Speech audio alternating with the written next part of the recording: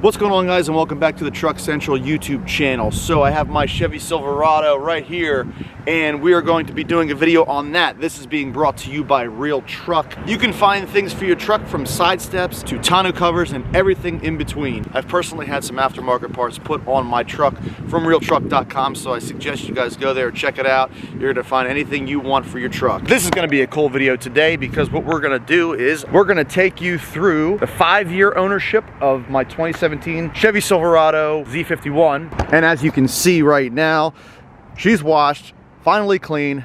Not always clean, but she's actually clean for this video. Had to do it for you guys.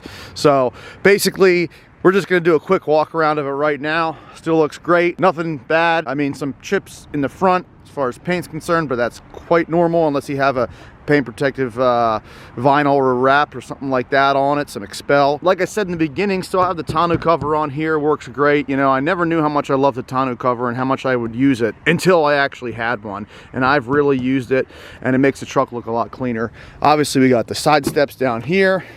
Got those from realtruck.com as well, and I've loved everything so far. So we're gonna hop in here real quick before the sun starts setting in Pennsylvania, which it already is, and do a little video for you.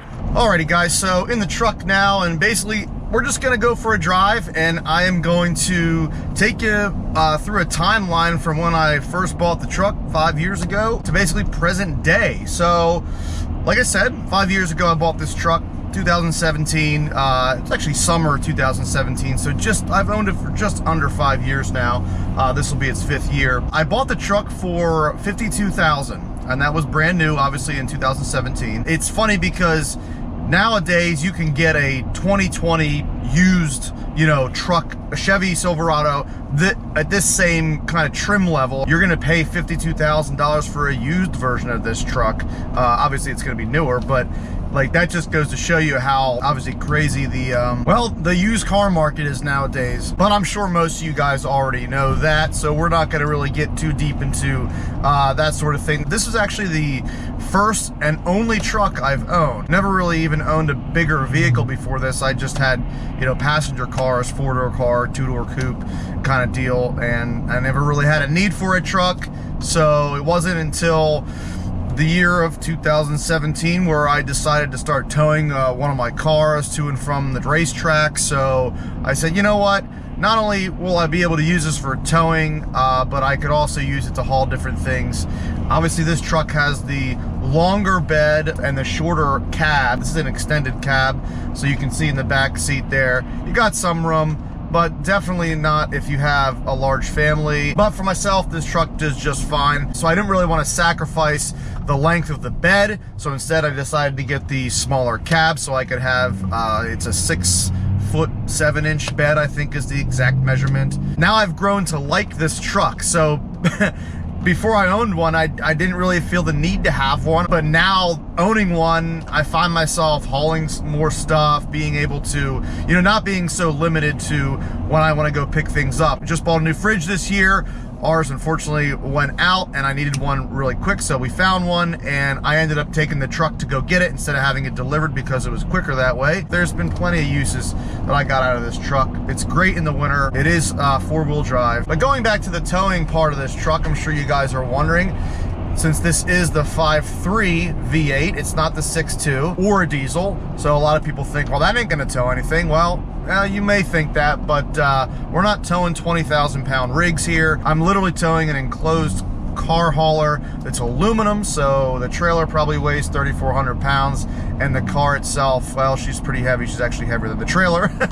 We'll just say it's about 4,000 pounds right there and be a little conservative. So we're thinking like 7,500 pounds loaded, 8,000 if I have a full truck of people for traveling somewhere, or even, you know, put more tools and stuff in the trailer. Let's just figure on a maximum towing weight of 8,000 pounds that I've towed with this truck. And I've towed it down the East Coast all the way to Florida and back. I live in Pennsylvania, so that's a pretty far drive. I've towed it to Kentucky and back multiple times, Indiana to get the trailer and back. I've towed it to North Carolina and back multiple times. I mean, it's been around the country more with a trailer than it has been just itself. Has it held up in the past 5 years and 60,000 miles now that I have on the truck? Forgot to mention that to you guys in the beginning of the video, but this truck does have just under 60,000 miles. This truck has held up pretty well considering the paces that I've put it through. I don't drive the truck in the best environment. When I go to work, I work at a steel mill. Most of you guys know that. If you don't, it's a really dirty environment. They don't have any paved roads in the mill, and this truck is constantly dirty,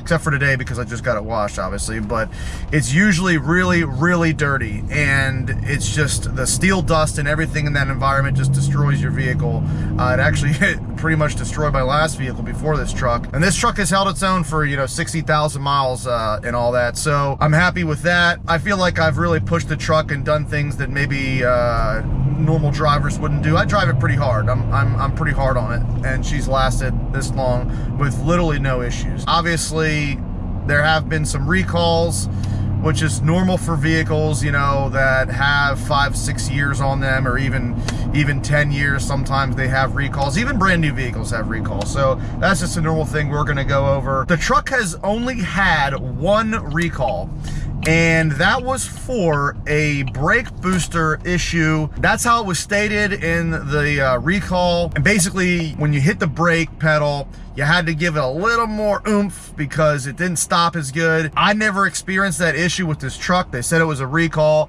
They said, I guess they had a time where somebody hit the brakes and they weren't able to stop and they had an accident. So Chevy looked into it. Apparently it has to do with, when I talked to the service guy, because obviously I had the recall done for free, it's free of charge, why not? I talked to the guy and I said, well, what are you exactly doing? You're replacing the brake booster system, or what's going on? And he said, well, now we have to go into the computer and make an adjustment. And I'm kind of thinking to myself, okay, whatever. But, you know, they made the adjustment. Did I notice a difference? No, but I guess it doesn't keep me up at night now that that the recall was taken care of. So that's it. That's the only recall we've had with this truck, at least this model truck, over the past 5 years. Haven't heard anything else. I have replaced a front passenger wheel bearing. I do run offset wheels, and I think that not only that puts the added strain on the bearings themselves, but I'm pretty sure I hit a huge pothole. Unfortunately, I think that kind of did the front passenger's wheel bearing in, so I had that replaced. I also replaced the windshield of the truck, and this was an interesting story because I woke up one morning, got in the truck, and all of a sudden noticed my windshield was cracked, and I'm thinking to myself, is that like a scratch or what is that? So I went over and I was like, wow, that is a crack, and it just started right from the bottom of the windshield, and it eventually kind of shot this way toward like the direction of the windshield wipers.